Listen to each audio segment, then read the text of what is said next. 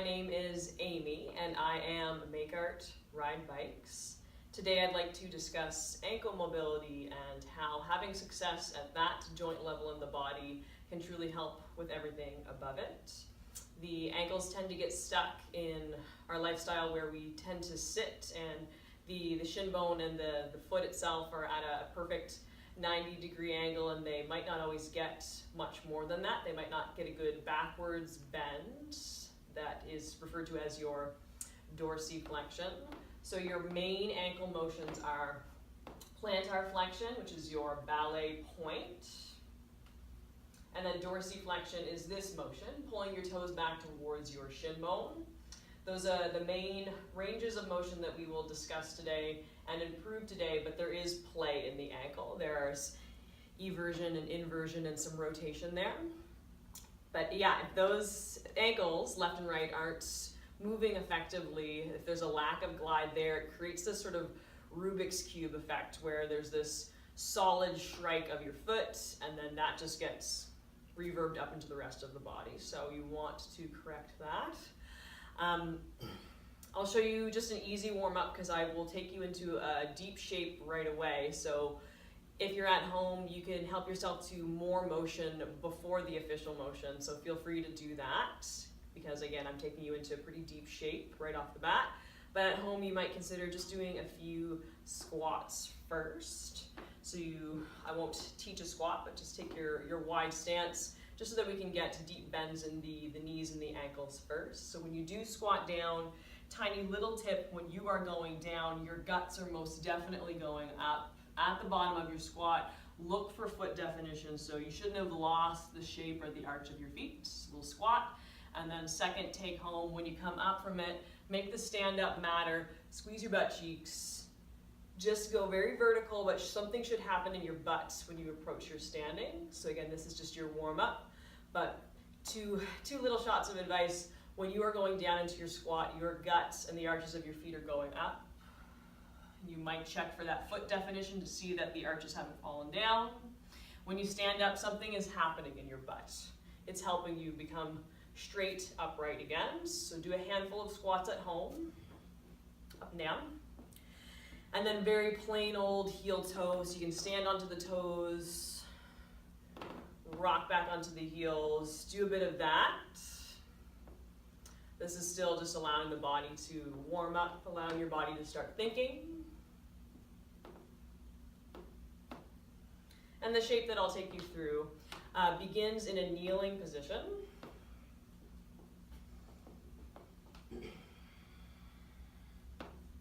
Start with the right side. So begin kneeling, your toes are facing 6 o'clock, so they're stuck out straight behind you. No sickle, no sway or bias to either foot.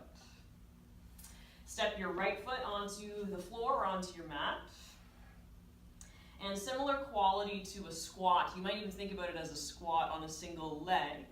You want your heel behind your bent knee. So the first phase of this exercise is to assist your leg back as far as it'll go. This sort of Z or V bend that you're seeing in my side profile, that is as big as it can possibly be with the ability to keep the heel grounded down. So that's about my end point. I might wiggle into something a little bit deeper than that, but again, you're looking for this Z. The blade of your foot, the grounded heel, the end of your knee, and then this bend towards your hip. That is the base setup. What you will do now is grab onto your belly. So you'll naturally suck your belly in as you go to reach for it. But get your fingers right into the hip crease, the point, the bony chunk of the right side pelvis. And then like I'm doing, just kind of paw your skin, your flesh, your muscle, generally up. And then once you've got a grip, once you're physically holding onto your own tissue, pull your head up and just pipe everything very vertical. Turn a little bit to the right, which I'm already doing. So face this leg and then dramatize almost a pendulum. Come up and over. So your belly is long and very yawn-like. You're laying on your right leg. Your hands can be removed. Let's go forearm over forearm for a thigh hug. And then just let your chin bend down. Keep the right heel, the heel that you're working on, keep that connected. and we'll stay. So that you're making good use of time. It's a bonus to breathe your guts, your ribs, your chest directly against this bent front leg. And for me, I just have my chin on my knee. You might find that comfortable. Stay and breathe. This is phase 1.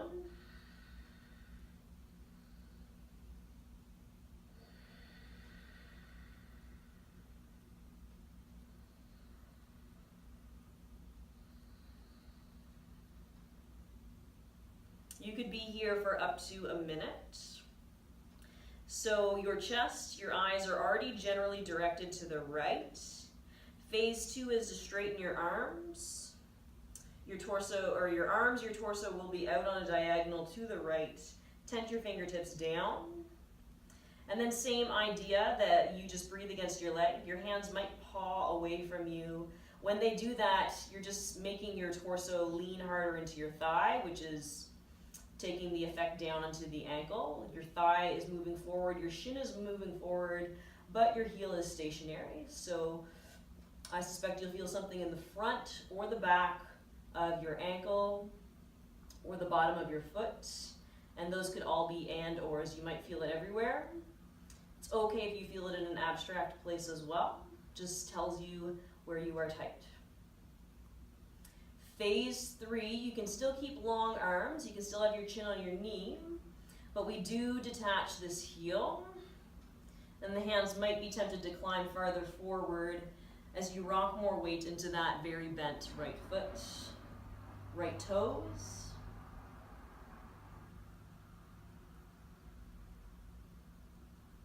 Stay and breathe. For each of these phases, so I just showed 3, you could again use the marker of staying here for about a minute. Your hands just slide in as you help yourself back down. And so that you can see the effect of that, bring your legs straight out in front of you. You can wag your hips out. And then pull your toes back, and you will likely have several degrees more dorsiflexion range in the foot that you just worked on. So mine's back a few more degrees than the left one. If you can see that, I can definitely see it from my perspective. I'll walk you through left side. Come into a kneeling position yet again. And again, setup is very basic, so the feet are not sickled, not swaying, no bias in the feet. They're just both pointing to 6 o'clock.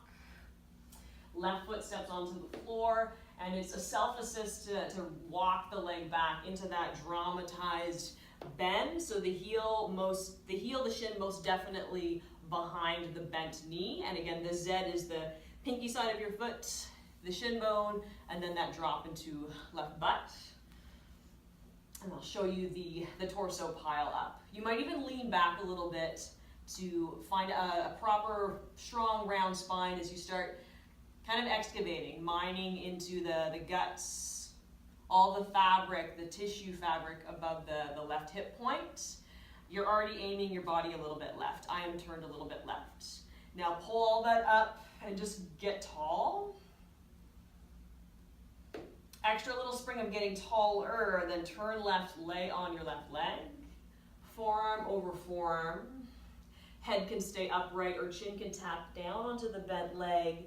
And your focus is to breathe against your thigh to give you that bonus effect, bonus lung capacity increase, and just general calm as you hold this shape. And you are most definitely leaving the heel down for this first phase. About a minute, up to a minute in this first shape. Breathe.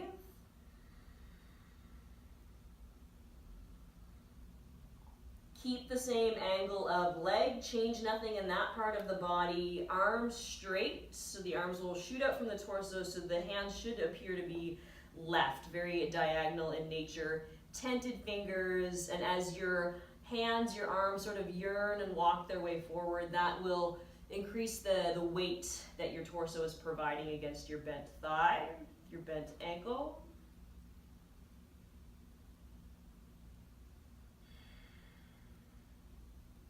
And then phase 3 is to allow the body to come forward. So your heel will detach from mat It'll take up the quality of more of a foot bend, and your hips have skipped off of that back heel that you were once sitting on. So you're generally moving forward and allowing the left heel to detach. This is third phase. That could be an experience of up to a minute holding this third shape.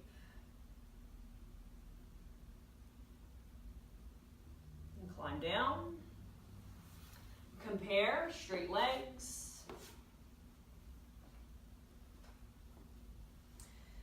Good, nice, mind match now. So bend both of the feet back at the same time and just see how you've done, spending time on that left ankle. So that is the bulk exercise that I wanted to share with you.